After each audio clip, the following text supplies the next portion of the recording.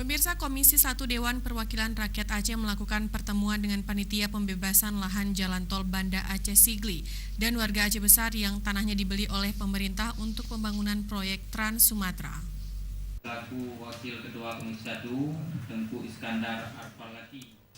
Pertemuan antara Komisi 1 DPRA dengan panitia pembebasan lahan jalan tol yang berlangsung di ruang rapat Badan Musyawarah DPRA pada Kamis siang tersebut untuk menindaklanjuti pengaduan sejumlah warga dari beberapa kampung di Kecamatan Blang Bintang, Aceh Besar pada hari Senin lalu, di mana saat itu sejumlah warga menyampaikan kepada anggota DPRA bahwa tanah milik mereka dihargai sangat murah untuk pembangunan jalan tol Banda Aceh Sigli, yaitu Rp12.000 hingga Rp40.000 per meternya. Kembali diskusi publik yang kedua dalam tahap ini, setidaknya ada 4 tahap. Pengetahuan nanti kita diskusikan. Nah, tahap-tahap ini dilaksanakan dengan betul atau tidak kita tidak tahu.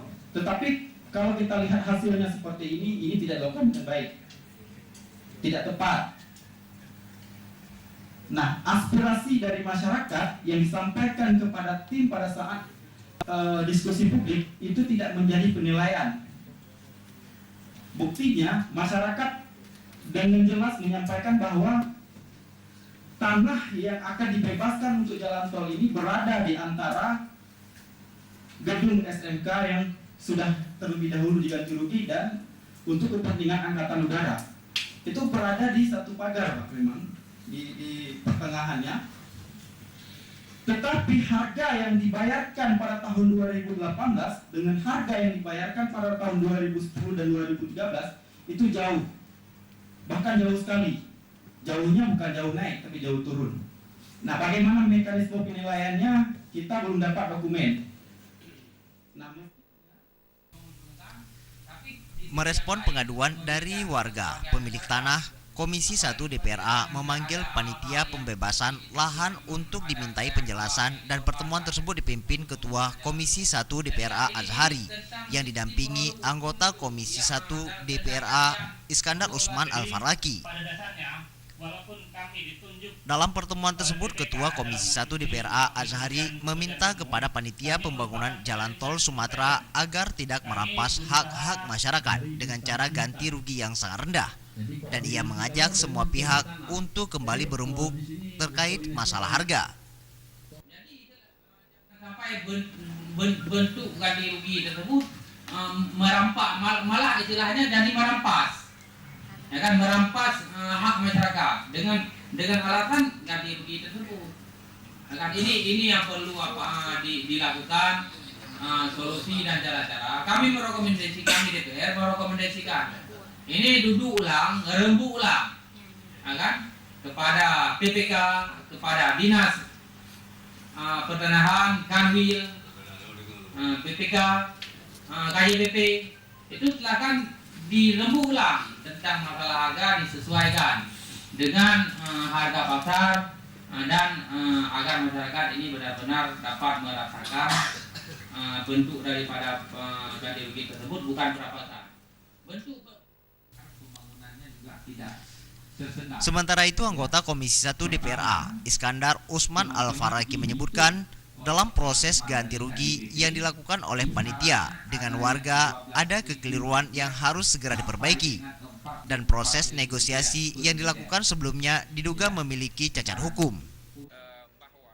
Dari hasil pertemuan yang sebagaimana disampaikan oleh PPK Jalan Tol dan juga KJPP, ada terdapat kekeliruan pada proses ganti rugi, terutama terkait dengan musyawarah dengan masyarakat. Memang mereka mengakui pada tahap pertama sudah melakukan musyawarah, tapi pada saat ditanyakan oleh warga terkait berapa harga yang ditawarkan untuk lahan per meter milik masyarakat, PPK atau P2TK-nya tidak menyebutkan, karena nanti setelah tim KJPP baru dia akan menyebutkan itu. Nah, kemudian pada pertemuan dialog selanjutnya, ternyata masyarakat itu memang tidak diberikan informasi sebagaimana dijanjikan, malah disodorkan kertas harga satuan yang sudah diberikan. Setuju atau tidak setuju ini harus diterima, Kemudian bagi yang tidak setuju diarahkan untuk menggugat di pengadilan. Nah, ini yang menjadi persoalan karena masyarakat kita ini tentu tidak mengetahui bagaimana peraturan pemerintah, tidak mengetahui bagaimana undang-undang. Kalau tiba-tiba disuruh hadapkan ke pengadilan, ini juga menjadi persoalan. Nah, di situ yang menjadi kekeliruan dan kami menilai patut diduga itu adalah cacat prosedur. Oleh karenanya kemudian yang kedua terkait dengan KJPP. KJPP tadi menyampaikan bahwa paling tinggi itu dihitung 260.000 per meter untuk lokasi tanah yang lalu lalang umum, kemudian dekat dengan jalan raya dan bersertifikat. Nah, kemudian kita mendapatkan informasi dari salah seorang warga tadi, dia sampaikan bahwa ada tanah yang bersertifikat dekat jalan raya dan lalu lalang oleh masyarakat umum, tetapi harganya itu 44.000. Yang ini menjadi persoalan. Berarti ada kekeliruan di proses KJPP dilakukan. Oleh karenanya, proses ini kami Komisi 1 DPR Aceh akan mendorong secara kelembagaan dan merekomendasikan secara kelembagaan nanti DPR Aceh untuk dievaluasi ulang proses teknis dan mekanisme penghitungan yang dilakukan oleh P2TK, KJPP dan juga PPK Jalan Tol Banda Aceh Sigli. Nah, jika perlu nanti. Dan dalam pertemuan tersebut, Komisi 1 DPRA akan mendorong untuk dievaluasi proses dan mekanisme penghitungan harga tanah yang dilakukan oleh kantor jasa penilai publik dan pihak terkait soal pembangunan jalan tol Banda Aceh Sigli. Dan jika perlu untuk menindaklanjuti respon selanjutnya, pihak DPRA akan menyurati Presiden dengan tembusan ke kementerian terkait.